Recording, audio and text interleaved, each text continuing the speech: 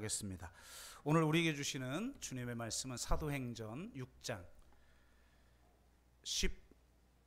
3절에서 6절까지의 말씀입니다.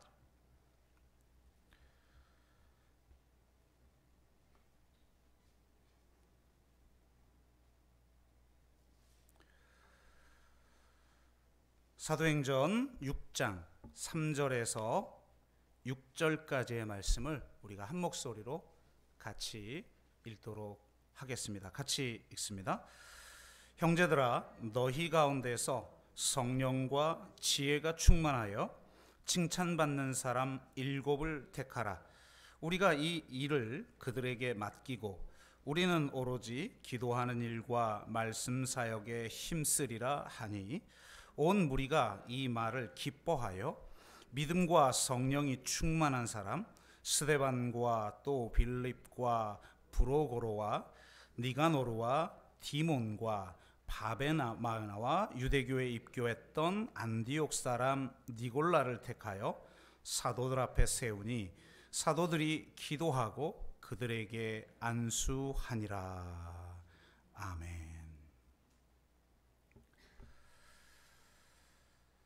네,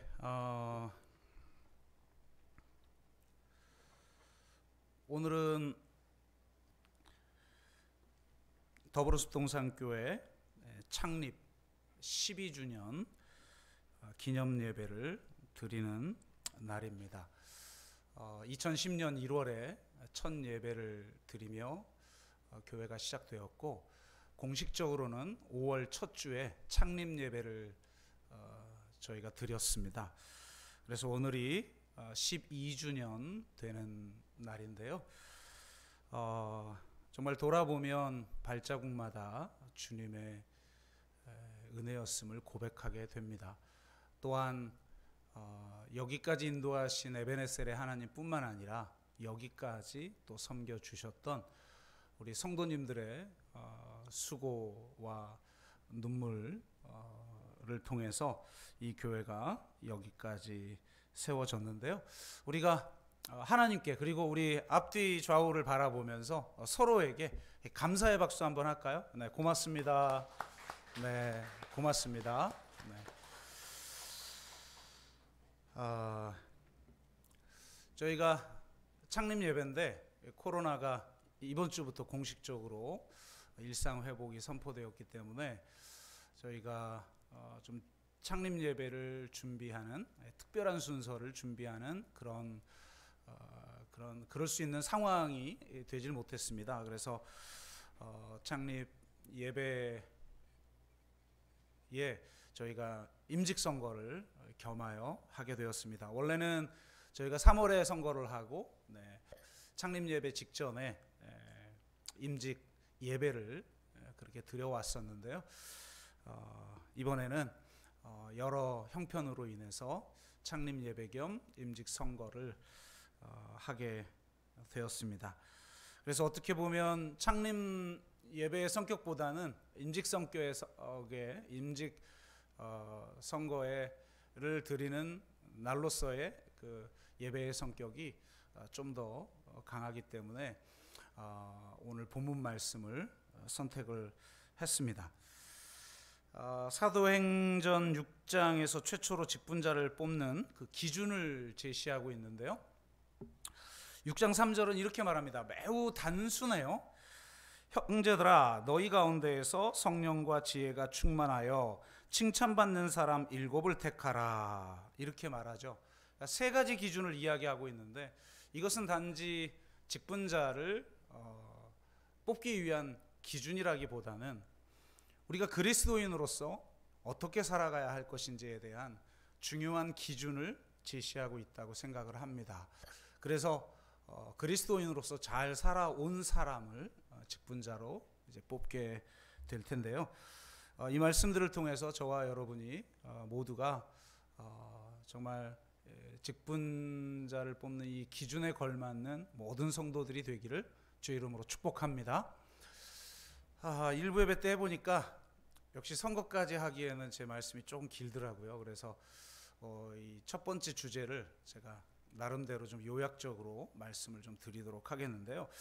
세 가지 기준 중에 가장 중요한 기준은 성령 충만입니다. 이걸 우리는 그냥 뭐 형식적으로 당연히 기독교인이니까 성령 충만해야지 이렇게 생각하면 안 됩니다. 이거는 절대적인 조건입니다. 예수님이 승천하실 때 이렇게 말씀하셨죠. 볼지어다 내가 내 아버지께서 약속하신 것을 너희에게 보내리니 너희는 위로부터 능력으로 입혀질 때까지 이 성에 머물라 하시니라. 공생애를 함께 살았고 심지어는 십자가와 부활까지 경험했는데도 반드시 너에게 한 가지 더 필요한데 그것은 위로부터 능력을 덧입는 것이다. 이렇게 말하고 있어요. 사도행전 1장 8절에서 뭐라고 말합니까? 오직 성령이 너희에게 임하시면 너희가 권능을 받고 예루살렘과 온 유대와 사마리아와 땅끝까지 이르러 내 증인이 되리라 하시니라. 우리가 선교적 증언을 하기 위해서 반드시 필요한 게 뭐냐? 성령을 통해서 권능을 받는 것이다 라고 말을 하고 있습니다. 실제로 이 성령이 임했을 때 이 제자들에게 굉장히 강력한 권능이 임했음을 우리가 알 수가 있고, 그 권능을 통해서 하나님 나라를 증언했죠. 하나님 나라는 말에 있는 것이 아니라 능력에 있는 것이기 때문에 하나님 나라의 실체를 지금 여기에 가시화시킬 수 있는 그 능력은 오직 성령의 능력을 통해서 주어지는 것입니다. 그러므로 반드시 성령 충만해야 됩니다. 성령 충만은 잘난 사람에게 부어지는 게 아니에요. 제자들의 헌신과 승리와 그 성공과 그 장점에 대한 보상으로 성령이 주어진 것이 아니라 예수님을 배반하고 떠나는 철저한 실패 이후에 하나님이 주시는 선물로서 성령을 부어 주신 것입니다. 그러므로 우리는 성령의 능력 없이는 하나님 나라의 일을 할 수 없다는 것을 여러분 정말 분명하게 깨닫고 우리 모두가 다 성령 충만한 분들이 되시기를 바랍니다. 그런데 성령 충만을 하게 되면 우리에게 주어지는 굉장히 중요한 두 가지가 저는 있다고 생각해요. 물론 첫 번째는 제가 말씀드렸듯이 하나님 나라를 지금 여기에 실체화시키는 권능, 그것이 기적적인 것으로 드러날 수도 있고 대안적인 공동체의 모습으로 드러날 수 있고 공적 영역 속에서 우리가 공공선을 위해 활동하는 어떤 일들을 통해서 드러날 수 있고, 그것은 다양하게 드러날 수 있지만 결국은 성령의 권능 없이는 다 인간적 업적에 불과하고 그것은 결국 모래 위에 쌓은 집과 같아서 허망하게 끝나버리는 것이라는 겁니다. 그러므로 여러분 성령 충만하여서 하나님 나라를 지금 여기에서 이루어가는 저와 여러분 되시기를 주의 이름으로 축복합니다. 두 가지의 의미를 덧붙이자면 예수 그리스도께서 이제 공생애를 시작하기 전에 성령을 받으시는 사건 속에 이 의미는 나타나고 있는데요. 제가 이전에 말씀드린 대로 예수님께서 공생애를 사시기 전에 겪었던 그 두 가지 사건에 대한 묵상을 하다가 제가 문득 굉장히 큰 은혜를 받은 적이 있어요. 세례 받는 사건이죠. 그 세례 받는데 성령이 임하면서 하늘문이 열리고 이는 내 사랑하는 자요 내 기뻐하는 자라라고 하는 소위 복된 소리, 복음이죠. 이 복된 소리가 선포되어집니다. 그리고 예수님이 광야에 이끌려 성령에 이끌려 광야로 나아가 사단에게 시험을 받죠. 그런데 저는 그날따라 묵상을 하다가 이 순서가 너무 중요하게 마음에 와닿았어요. 그렇구나. 시험을 이긴 자에게 주시는 것이 성령의 능력이 아니라 바로 이 성령의 임재를 통해 우리에게 성령의 능력이 주어짐을 통해서만 이 시험을 능히 이겨내겠구나. 여러분, 시험은 단순히 어떤 유혹을 말하는 게 아니죠. 하나님의 그 뜻을 온전하게 이루어 드리는 것을 방해하는 어떤 것들, 우리가 심지어는 하나님 나라를 위해서 그의 사명을 감당하는 가운데에서도 우리를 끊임없이 넘어뜨리는 그런 어떤 힘, 이것을 보여주고 있는 것이죠. 예수님이 죽는 순간까지, 성경에 보면 잠시 물러갔다 이렇게 돼 있잖아요. 죽는 순간까지도 예수님조차도 유혹을 받을 수밖에 없는 어떤 힘, 시험을 당하되 죄는 짓지 않으셨던 그분이지만 우리는 시험을 당하면서 죄를 지을 수밖에 없는 연약한 존재잖아요. 그런 존재들이 겪는 그 힘, 그 유혹을 겪는데 그 유혹을 이길 수 있는 힘은 바로 성령의 임재고, 그 성령이 임하면서 하늘문이 열려 우리들에게 들려지는 그 복된 소리, 그 복음, 이는 내 사랑하는 자요 내 기뻐하는 자라고 하는 그런 소리를 우리가 경험해 봐야 한다라는 거예요. 여러분, 예수님을 유혹하는데 사단이 이렇게 꼭 유혹을 해요. 네가 하나님의 아들이거든, 네가 하나님의 아들이거든, 한번 입증해 봐 라는 거죠. 그러니까 유혹의 본질 속에 어떤 핵심 요소가 있느냐, 자기 입증의 유혹이라는 게 있다는 거예요. 그게 세상적인 일을 하든 소위 거룩한 일이라고 하는 하나님의 사명을 감당하는 일을 하든 그게 분리가 되지 않지만 우리 입장에서는 그 어떤 일을 하든 받을 수 있는 핵심적인 유혹, 자기 입증의 유혹이에요. 내가 얼마나 대단한 사람인 줄 알아? 내가 얼마나 가치 있는 사람인 줄 알아? 내가 그동안 어떤 일을 해왔는지 알아? 이게 끊임없이 자기의 오름, 자기의 성과, 자기의 능력, 자기의 지식, 그것들을 입증하려고 하는 그런 유혹 속에 빠지게 된다는 거예요. 그러면 결국 하나님의 영광 다 가로채게 되는 것이고, 실제 열매도 영적인 열매가 아니라 그냥 육적인 열매들밖에는 맺어질 수가 없는 거예요. 제가 목회를 하면서 가장 힘들었던 게 뭐냐, 객관적으로 어려운 일은 저는 안 힘든 것 같아요. 돌파하면 되죠. 우리들에게 주신 믿음이 있잖아요. 불가능성의 가능성. 여러분, 종교가 뭐예요? 불가능성의 열정 아닙니까? 결국은 하나님의 약속을 믿고 믿음으로 돌파하는 거예요. 그게 신앙 아니에요? 그럼 돌파하면 되는 거지 뭘 그렇게 어렵다고 힘들다고 그래요. 근데 진짜 힘든 게 뭔지 알아요? 사람에 대한 환멸, 상황에 대한 환멸, 아무것도 하고 싶지 않음, 피하고 싶음, 이거예요. 그런데 그런 일이 일어날 때 가장 핵심적인 그런 일을 발생시키고 있는 요소가 뭔지 알아요? 제가 볼 때는 자격지심이에요. 자기를 사랑하지 못해요. 그래서 끊임없이 뭔가를 입증하려고 해요. 그러니까 이런 마음을 해결하지 않는 한은 교회가 온전하게 세워질 수가 없어요. 특히 직분자들은 이 문제를 해결해야 돼요. 진짜 하나님 만나야 돼요. 진짜 성령의 임재를 경험해야 되고, 진짜 하늘의 소리를 들어봐야 돼요. 그래서 다시는 목마르지 않는 생수의 강이 그 배에서 솟아나지 않으면 끊임없이 자기 입증을 하려고 해요. 그래서 교회는 문제가 생기는 거예요. 어떻게 하면 그럼 자기 입증의 유혹을 이길 수 있는가? 하나님의 입증을 받으면 되죠. 이는 내 사랑하는 자요 내 기뻐하는 자라는 하늘의 소리를 들어 하늘의 입증을 경험한 사람은 자기 입증의 유혹을 이길 수가 있어요. 우리가 육을 가진 존재고 연약한 존재니까 끊임없이 일어나죠. 주님이 재림하실 때까지, 우리가 이 삶을 마칠 때까지 그 유혹은 계속될 거예요. 그러나 그 유혹을 이길 수 있는 힘 어디서 나옵니까? 하나님의 입증. 이거 하나면 족한 거예요. 내가 너를 사랑한다.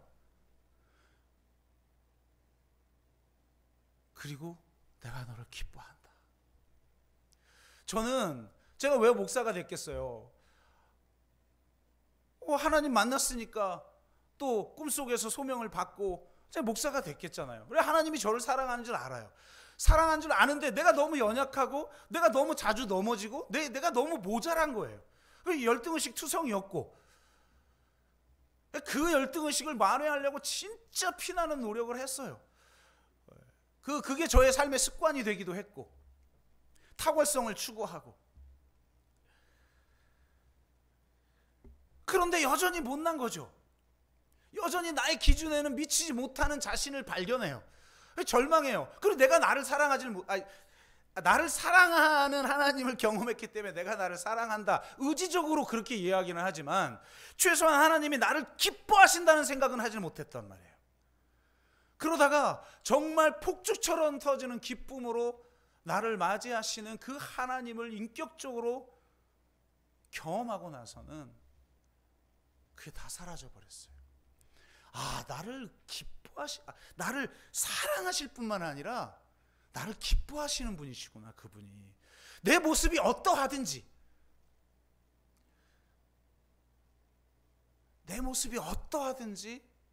나를 기뻐하시는 분이라는 걸 여러분 정말 믿으시길 바랍니다. 그래서 이 하나님의 입증을 받아야만 유혹을 이겨낼 수가 있다. 그래야 교회 직분자로서 제대로 섬길 수 있다.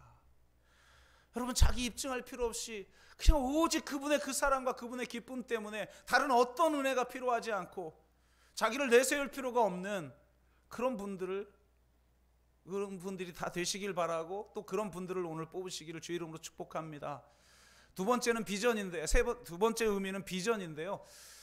성령이 임하면 어떻게 되느냐? 오순절 성령 사건이 임하고 나서 그 오순절 성령 사건에 대한 해설을 베드로가 해요. 사도 베드로가. 근데 그 오순절 성령의 의미를 요엘서의 말씀을 통해서 이야기한단 말이에요. 그 요엘서의 말씀은 뭡니까? 이런 말씀이죠. 하나님이 말씀하시기를 말세에 내가 내 영을 모든 육체에 부어 주리니 너희의 자녀들은 예언할 것이요 너희의 젊은이들은 환상을 보고 너희의 늙은이들은 꿈을 꾸리라. 성령이 임하면 일어나는 가장 중요한 현상, 꿈을 꾼다는 겁니다. 비전을 가지게 된다는 거예요. 자신의 야망이 아니에요. 하나님의 꿈, 하나님의 가슴 속에 있는 그 꿈, 그 꿈을 꾸게 되어집니다. 저희가 2010년에 교회가 시작될 때 이런 비전을 가지고 있었죠. 한국교회에 주신 다양한 영적 전통을 통합하고 한국교회가 나아갈 방향을 제시하는 교회가 된다. 얼마나 이루었는지는 모르겠습니다. 그러나 우리의 부족한 걸음으로도 그냥 꾸준히 여기까지 달려온 것 같은데요. 코로나19 팬데믹이 터지고 나서는 이거 정신을 못 차릴 정도의 큰 충격이었고, 이거 코로나19 이후로는 완전히 다른 세상이 되겠구나, 이런 생각을 좀 하게 되어서 더브로스 버전 3.0이라는 새로운 꿈이 우리에게 필요하다, 이런 생각을 많이 하고 지금 하나님께 기도하며 그 꿈을 그려가고 있습니다. 이런 비전에 충만한 사람, 진짜 더 큰 교회 되고 몇만 명 나오는 교회 되고, 그게 뭐가 필요해요? 뭐가 중요해요? 지금은 그게 하나도 중요한 시대가 아니에요. 이제 여러분, 팬데믹 이후에 이번 주에 결과가 이런 말 하니까 길어지지. 애드립은 하지 말아야 되는데 요건 철저히 애드립이에요. 이번 주에 국민일보의 결과 나왔잖아요. 기독교의 신뢰도 18%. 코로나19 전에는 30.1%인가? 그런데 코로나 2년 후에 이번에 조사했는데 18%. 그러면 천주교하고 불교는 몇 프로냐? 66%예요. 각각. 아니, 30%도 반밖에 안 되니까 창피했는데 코로나 끝나고 나서는 18%예요, 여러분. 이건 심각한 거죠. 지금 이건 심각한 상황인 거예요. 그러니까 이거는 이후로도 더 이상 충원이 안 된다. 기독교는 굉장히 어렵다. 그래서 이제 정말 초기 교회 같은 상황이 되겠구나, 그런 생각이 들고, 그렇다면 정말 우리에게 지혜가 필요하고 새로운 비전을 품고 나아가지 않으면 이건 답이 없다, 이런 생각을 하게 되는데요. 이런 꿈을 꾸는 사람, 하나님이 지금 이 시대에 이루기를 원하시는 바로 그것에 대한 그 꿈을 꾸는 사람이 그냥 종교 생활 열심히 하는 사람이 아니라 그런 꿈을 꾸는 사람, 그런 분들을 뽑아주시기를 바랍니다. 저는 무엇보다도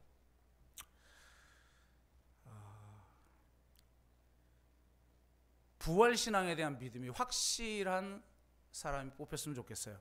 성령과 지혜가 충만하고 칭찬받는 사람을 뽑아라 그래놓고 뒤에 가서 바로 뭐라고 말해요?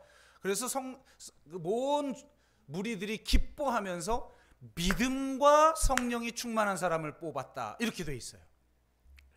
그러니까 성령 충만의 가장 중요한 특징이 믿음인데, 그 믿음의 핵심이 뭐냐? 저는 부활신앙이라고 생각을 합니다.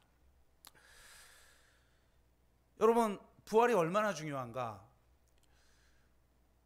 성령의 임재를 통해 부활신앙을 분명하게 갖고 나서 제자들이 변했어요.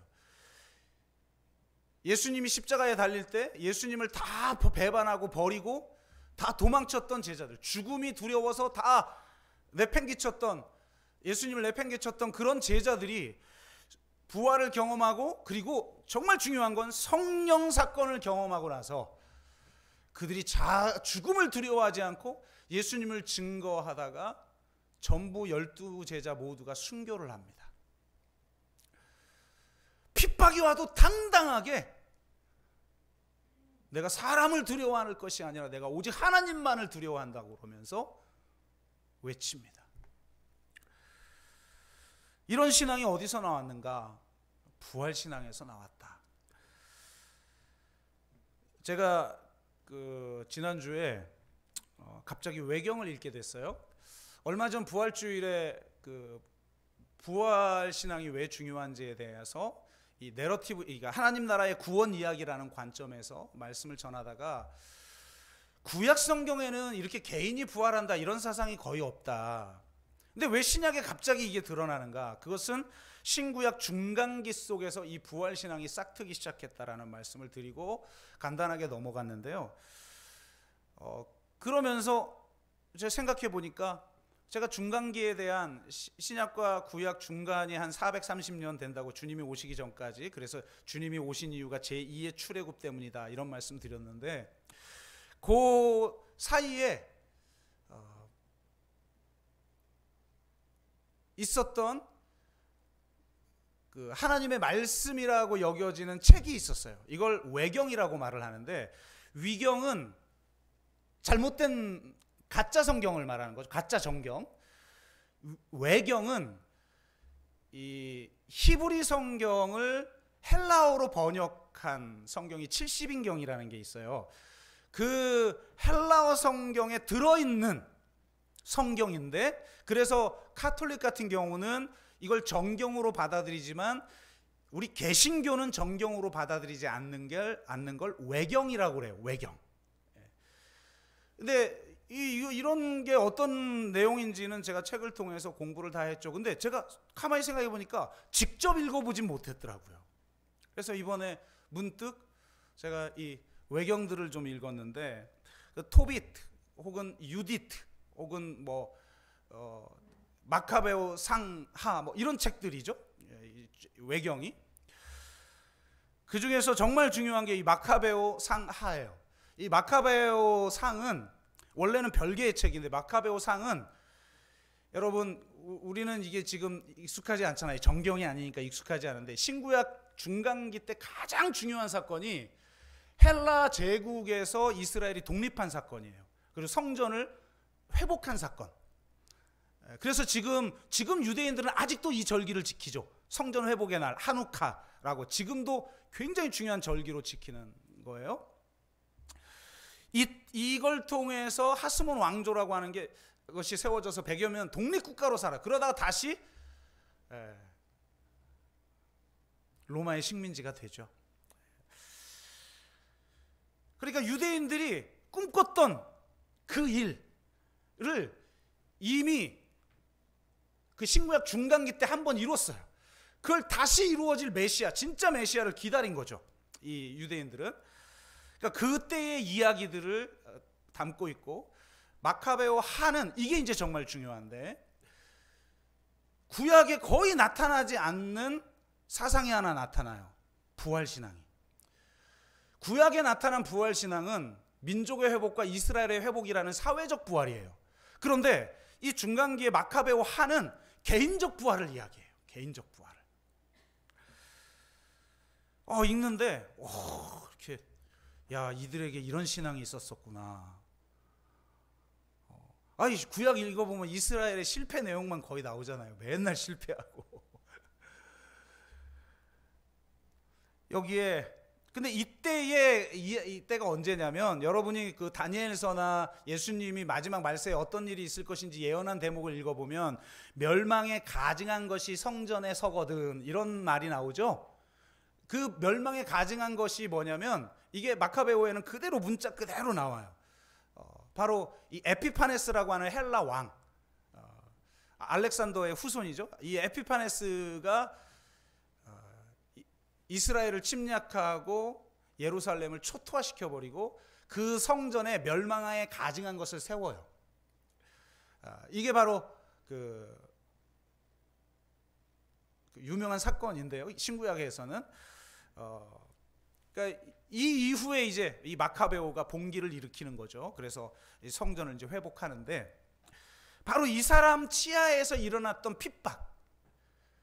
근데 그 핍박을 어떻게 이겨내느냐? 도대체 어떤 신앙이 그 핍박에 저항하면서 신앙을 끝까지 지키고 하나님을 끝까지 붙들게 만들었는가? 부활신앙이라는 거예요. 그래서 계속 부활에 대한 이야기가 반복해서 나옵니다. 그 중에 제일 유명한 이야기가 7 형제와 어머니의 이야기인데요. 7 형제가 다 순교를 해요. 첫째, 둘째 차례대로 죽어요.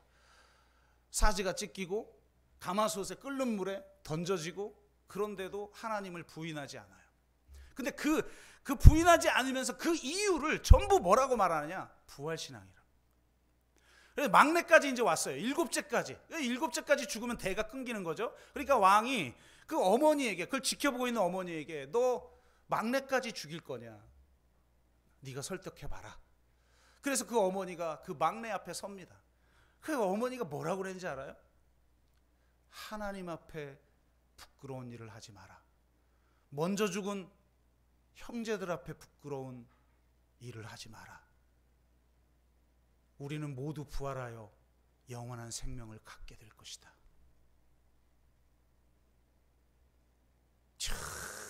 자식 죽는데 그 앞에서. 그러니까 이 막내가 아마 떨렸고 두려웠겠죠. 그때 그 어머니의 말씀을 곧 담대하게 외칩니다. 나는 부활하여 영원한 생명을 받을 것이지만 너희들에게는 멸망이 있을 것이다. 하나님의 심판이 있을 것이다. 그러니 나를 죽여라. 그러면서 순교해요. 그걸 보면서 야, 이 부활신앙이 엄청난 힘이구나. 그런데 보세요. 유대인들마저도 이런 신앙을 가지고 있는데, 부활의 첫 열매 되시는 예수 그리스도를 믿는 사람들이 어찌 죽음을 두려워하고, 어찌 핍박을 두려워하고, 어찌 순교를 두려워한단 말입니까? 성령 충만이 임하자 그들에게 부활의 신앙, 부활하신 주님에 대해서 고백하면서 너희들이 죽인 예수를 하나님이 부활케 하셨다, 이걸 선포하면서 죽음도 불사하는 신앙. 초대교회가 어떻게 그 소종파의 소수의 무리들이면서 핍박받는 무리들이었는데 어떻게 로마의 국교까지 될 수 있었는가? 그것은 그때는 내가 예수를 믿는다는 건 곧 내가 순교할지도 모른다라는 각오를 하고 믿는 것을 의미했기 때문이에요. 지금 여러분 예수님을 믿는다는 게 그런 의미입니까? 내가 살고 싶은 대로 다 살고도 그냥 예수님 고백해도 아무 문제가 없는 것이죠. 내 안에 있는 부와 탐욕에 대한 그 욕망을 처리하지 않고도 우리가 예수를 믿음으로 그냥 하나님의 자녀를 거저 돼버리고 아무 변화가 없어도 돼버리는 그런 신앙인이니까 세상을 변화시킬 수가 없죠. 아니, 세상 때문에 자기가 변질되어버리고 변화되어지는 그리스도인이 돼버리고 말았잖아요. 진짜 부활신앙을 가진다면 이런 핍박에도 담대함을 가지는 그런 여러분 신앙을 갖게 될 줄로 믿습니다. 여러분, 7 집사를 뽑고 나서 바로 그 다음에 나온 사건이 뭔지 알아요, 여러분? 야, 7 집사 뽑았으니까 7 집사를 통해서 엄청난 일이 일어나고 막 교회가 부흥하고 이런 얘기 나와야죠. 근데 바로 다음 사건이 뭐예요? 스데반의 순교예요. 그 순교의 정신이 기독교를 있게 하는 거예요. 저는 정말 그런 부활 신앙을 가지고 죽음도 두려워하지 않는 그런 신앙을 가진 분들이 모두가 되시기를 바라고, 그런 분들이 직분자로 뽑히기를 주의 이름으로 축복합니다. 크게 두 번째는 지혜로운 사람이에요. 너무 중요하다고 생각해요. 지혜가 있어야 돼요. 지혜는 지식하고 다르죠. 지식은 교만하게 하고 지혜는 겸손하게 해요. 지식은 아는 것을 자랑하게 만들고 지혜는 모르는 것 앞에 겸손하게 만들어요. 지식은 가르치려 들고 지혜는 배우는 마음을 갖게 해요. 지식은 비판하지만 지혜는 배려합니다. 지식은 자기 확신에 차게 만들지만 지혜는 신뢰 속에서, 하나님을 향한 신뢰 속에서 이해할 수 없음의 신비 속으로 들어가게 만들어요. 진짜 신앙은 확신이 아니라 신뢰예요. 자기 확신이 너무 강한 사람을 조심하세요. 그 사람은 지식에 사로잡힌 사람들이에요. 그러다 보니까 늘 자기 옳음을 주장하고 정의롭고 비판하고 공격하고 그러는데 에너지를 다 써요. 소위 지식의 저주죠. 지식이 아니라 지혜로운 자가 되시기를 주의 이름으로 축복합니다. 사단의 유혹 속의 핵심 요소 중에 하나가 바로 이거예요. 네가 가진 능력으로 네가 하고 싶은 대로 해봐. 예수님을 시험하면서 하나님이 주신 능력들을 가지고, 하나님이 주신 선물들을 가지고 지금 한국 교회가 얼마나 자기 하고 싶은 대로, 자기 내면 깊숙한 곳에 사실 권력에 대한 욕망, 부에 대한 욕망, 이것으로 가득 차놓고 겉으로는 하나님의 영광을 위한다고. 그러니까 지금 기독교가 이 모양 이 꼴이 된 거죠. 지나친 자기 확신 속에 있는 사람은 자기가 옳다고 여기는 것을 맹목적으로 추종해요. 그런데 여러분 신앙생활 오래 해보니까 알겠잖아요. 여러분 내 뜻대로 됩니까 내 인생? 여기 내 뜻대로 돼서 여기 온 사람 몇이나 돼요? 거의 봉담은 내 뜻대로 안 돼서 온 사람들이 많은데 에? 내 뜻대로 됐으면 저기 동탄 가고 내 뜻대로 됐으면 저 서울 가야 되는 거 아니에요 지금? 우리 인생이라는 게 대부분 내 뜻과 내 기대대로 되질 않아요. 그렇게 되는 사람 간혹 있어가지고 이런 꿈을 가지고 계획을 하고 전략과 전술을 짜고 이렇게 하면 성공한다. 너나 그렇게 성공했지. 우리한테 저거 하나도 안 돼요 여러분. 그런 거에 속지 마요. 성공한 사람의 얘기에 속지 마요. 참고는 하되 그렇다고 무시하지 말고 속지는 말라 이 말이에요. 사명자는 자기 확신으로 살아가는 자가 아니라 구체적인 주님의 명령에 순종하며 살아가는 거예요. 내 뜻을 이루는 것이 아니라 하나님의 뜻을 이루는 거예요. 그 하나님의 뜻을 알기 위해서 묻고 도저히 모르겠으면 그냥 오직 신뢰하고 그분의 말씀에 순종하며 그냥 묵묵히 살아가지만, 그분의 뜻이 분명할 때는, 분명하게 보일 땐 아무리 내가 가고 싶지 않은 길이라 할지라도 그 길을 가는 것입니다. 이 하나님의 뜻을 아는 것, 이게 지혜죠. 지혜는 확신의 부재 속에서 오는 거예요. 얼마나 많은 사람이 하나님의 뜻이라고 그러고 선택하는데 제가 볼 땐 아닌데, 그렇다고 목사 말을 듣나요? 듣나? 요즘 성도들은 목사 말 안 듣잖아요. 좋을 때 그냥 좋지. 그러니까 안 들어요. 그러면 저 미래가 보이는데 그래도 안 들어요. 그러면 한참 후에 또 소식이 들려오지. 그럼 어떻게 해요? 안타까워요. 지혜는 자기 확신의 부재 속에 오는 거예요. 제가 이제 고린도전서가 지난주에 끝났잖아요. 그래서 다음에 어떤 말씀을 강해를 해야 될까 이렇게 고민을 하는데, 요즘 이제 다시 일상이 좀 돌아왔고 뭔가 새롭게 착 시작하는데 제가 또 새로운 성경 말씀을 선택하고 그러면 또 엄청나게 또 제가 뭐 집에도 안 가고 말씀 연구하고 책 읽고 막 이러면서 어마어마하게 준비를 해오면 말씀이 엄청 어려워지거나 길어지거나 막 이렇게 되고 그럼 이 시기에 좀 안 맞을 것 같은데 어떻게 해야 되지 막 이런 고민을 하다가 그러면 조금은 혁명가적 영성보다는 성자적 영성을 좀 더 이해하고, 왜냐하면 성자적 영성은 쉽거든요 기본적으로. 그래서 이해하기도 쉽고 은혜 받기도 쉬워요. 근데 혁명가적 영성에 대해서 말씀을 전하면 대부분은 머리 아프고 복잡하고 힘들고, 그리고 또 내 삶이 그렇게 대부분 살지 잘 못해요. 그죠? 생존을 위해서 겨우겨우 사는 게 우리들의 인생인데, 그러다 보니까 조금 이 시기에 맞추려면 성자적 영성을 좀 더 강조할 수 있는 말씀을 선택해야 되는데 어떨까, 이런 고민을 하고 있는 중이었기 때문에 성자적 영성과 관련된 책들을 조금 더 읽고 있었어요. 그러던 중에 소개받은 책 한 권을 제가 지난주에 읽게 됐는데, 제가 무슨 책인지는 말씀드리지 않을게요. 이게 스님이 쓴 책이라. 아니 뭐 다른 종교에도 일반 은총이 다 있는 것인데 그 지혜를, 하나님이 주신 그 지혜를 저버릴 필요는 없잖아요.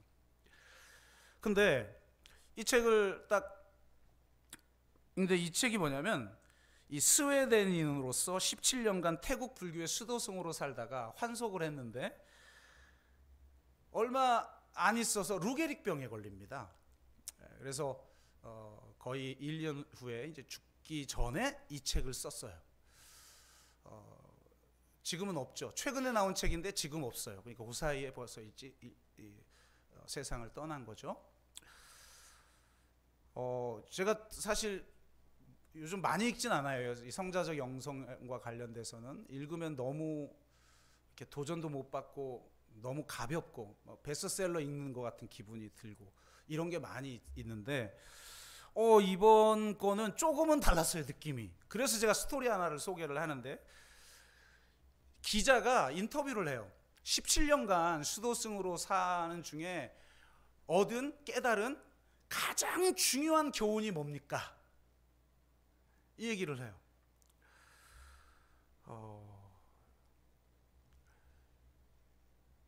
여러분 뭐 같아요? 17년간 계속 앉아서 돌을 닦았어요. 명상을 했어요. 어떤 교훈이었을까요? 그는 자기 스승의 이야기를 대답으로 대신합니다.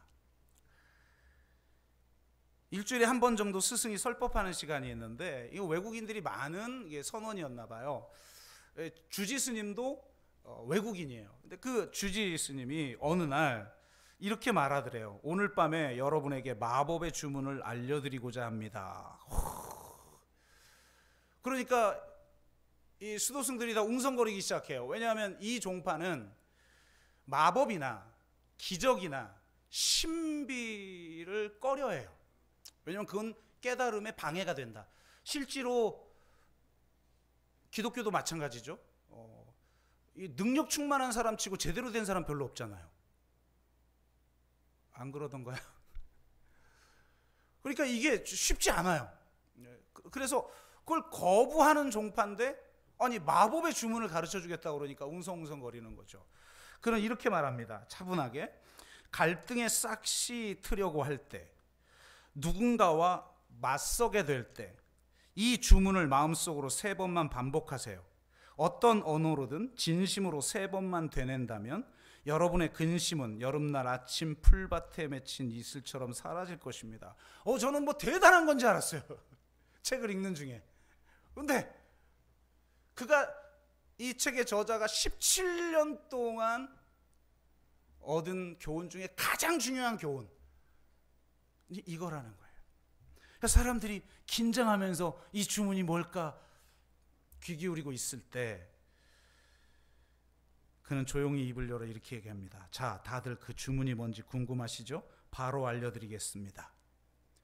내가 틀릴 수 있습니다. 내가 틀릴 수 있습니다. 내가 틀릴 수 있습니다.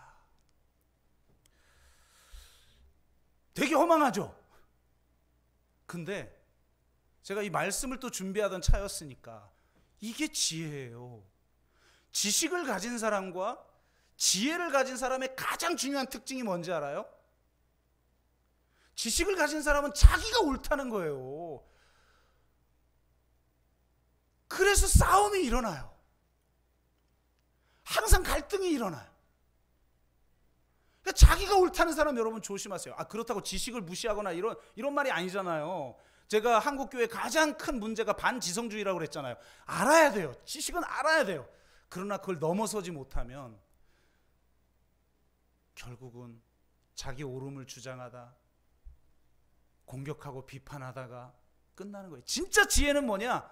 내가 틀릴 수 있습니다. 내가 틀릴 수 있습니다. 내가 틀릴 수 있습니다.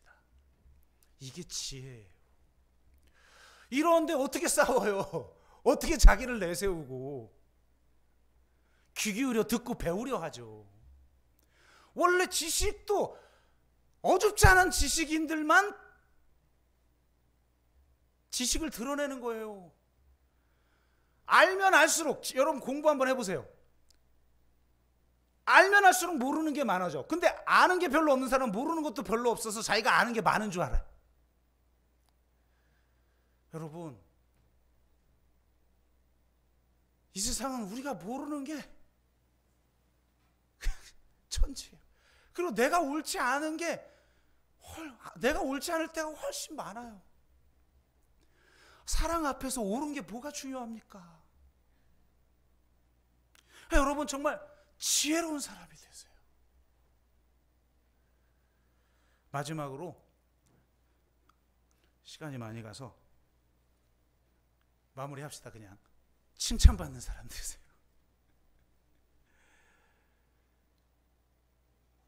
교인들에게만이 아니라 디모데전서 3장을 보면 외인들에게도 선한 증거가 있어야 된다.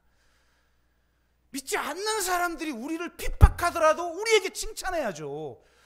지금은 우리를 비난하고 핍박도 안 해. 자기들보다 더 못한데 핍박을 뭐하러 해요? 자기들보다 세상보다 더 세상적인데 뭐하러 핍박을 해요?